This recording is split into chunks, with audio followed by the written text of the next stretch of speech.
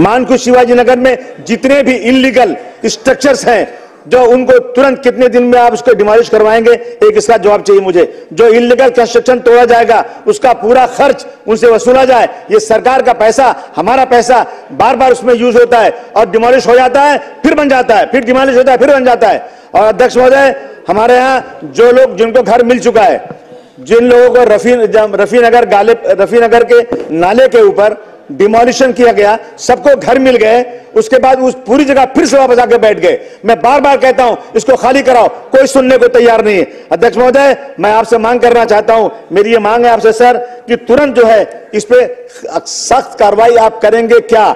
जिन अफसर ने टाल मटोल किया है उनको आप तुरंत सस्पेंड करेंगे क्या? और वहां नए अफसर ईमानदार लाके बिठाएंगे क्या?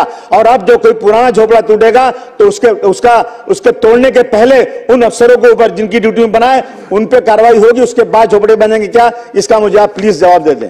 सन्माननीय सदस्य जे बोलले ते खरंय, पण ते पूर्ण माहिती नाहीये।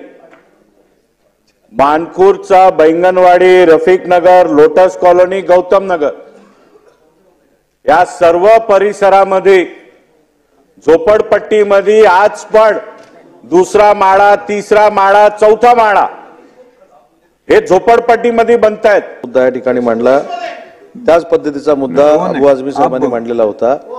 या संदर्भात अनधिकृत बांधकामाला कोण जर पाठीशी घालत असेल तर त्याची गय महानगरपालिकेच्या अधिकाऱ्यांची केली जाणार नाही, परंतु संबंधित जो काय मुद्दा मांडलाय त्याची सविस्तर चौकशी होणं गरजेचं आहे।